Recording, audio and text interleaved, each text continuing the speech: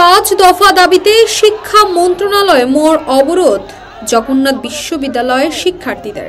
জগন্নাথ বিশ্ববিদ্যালয়ের শিক্ষার্থীদের দ্বিতীয় ক্যাম্পাসের কাজ সেনাবাহিনীর কাছে হস্তান্তরের দাবিসহ ৩ দফা এবং ইউজিসির পাইলট প্রকল্পের অন্তর্ভুক্তি, বিশ্ববিদ্যালয়ের বাজেট বরাদ্দ বৃদ্ধির দাবিতে শিক্ষা মন্ত্রণালয়ের সামনে মোড় অবরোধ করেছেন শিক্ষার্থীরা। ১১ নভেম্বর রোজ সোমবার শিক্ষার্থীদের জগন্নাথ বিশ্ববিদ্যালয়ের ব্যানারে একটি গণপথ যাত্রা শিক্ষা মন্ত্রণালয় অভিমুখে যাত্রা শুরু করেন। গণপথ যাত্রায় বিশ্ববিদ্যালয়ের ২০০০-এর বেশি শিক্ষার্থী অংশগ্রহণ করেছেন। এ সময় শিক্ষার্থীরা আমিকে তুমিকে জাবিয়ান জাবিয়ান, মুলানা ক্যাম্পাস ক্যাম্পাস ক্যাম্পাস, আফস না সংগ্রাম সংগ্রাম সংগ্রাম, অন্যায় না অধিকার অধিকার অধিকার সহ বিভিন্ন স্লোগান দিতে থাকে। আন্দোলনের মুখপাত্র বিশ্ববিদ্যালয়ের শিক্ষার্থী তৌসিফ মাহমুদ সোহান বলেন, আমরা আমাদের দাবিগুলো বিষয়ে শিক্ষা মন্ত্রণালয়কে ৩ দিনের একটি আলটিমেটাম দেব। হিট প্রকল্পের জগন্নাথ বিশ্ববিদ্যালয়কে অগ্রাধিকার দিয়ে আজকের মধ্যেই লিখিত দিতে হবে।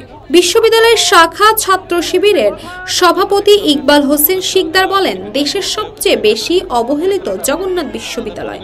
বিশ্ববিদ্যালয়ের শিক্ষার্থী হিসেবে যতটুকু সুযোগ সুবিধা পাওয়ার দরকার তা জবিয়ানরা পায় না।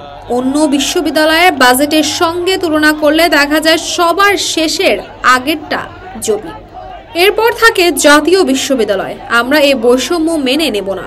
আমাদের দ্বিতীয় ক্যাম্পাসের কাজ ২০১৮ সালে শুরু হলেও এখন পর্যন্ত তেমন কোনো কাজ হয়নি। আমাদের দ্বিতীয় ক্যাম্পাসের কাজ দ্রুত শেষ করতে হবে। ইউজিসির পাইলট প্রজেক্টের বিষয়ে তিনি বলেন, পাইলট প্রজেক্টের কাজ এখনো শুরু হয়নি, তবে শুরু হলে অবশ্যই জগন্নাথ বিশ্ববিদ্যালয়কে দিয়ে শুরু করতে হবে।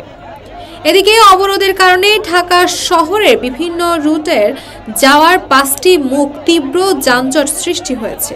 শিক্ষার্থীদের দাবিগুলো হলো, স্বৈরাচার আমলে নিয়োগপ্রাপ্ত প্রজেক্ট ডিরেক্টরকে আইনের আওতায় আনতে হবে এবং ৭ দিনের মধ্যে সেনাবাহিনীর দক্ষ অফিসারদের হাতে এ দায়িত্ব অর্পণ করতে হবে। ২. শিক্ষা মন্ত্রণালয় থেকে সুনির্দিষ্ট রূপরেখা ঘোষণা করতে হবে যে জগন্নাথ বিশ্ববিদ্যালয়ের দ্বিতীয় ক্যাম্পাসের কাজ সেনাবাহিনীর কাছে হস্তান্তর হয়েছে। ৩. অবিলম্বে বাকি ১১ একর জমি অধিগ্রহণের ব্যবস্থা করতে হবে এবং পুরাতন ক্যাম্পাস নিয়ে স্বৈরাচার সরকারের আমলের সব চুক্তি বাতিল করতে হবে। ৪.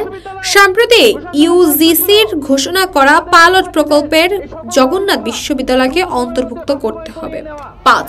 বিশ্ববিদ্যালয়ের বাৎসরিক বাজেট সর্বনিম্ন ৫০০ কোটি টাকা বরাদ্দ প্রদান করতে হবে। তাসফিয়া তাবাসসুম, এই সময়, ঢাকা।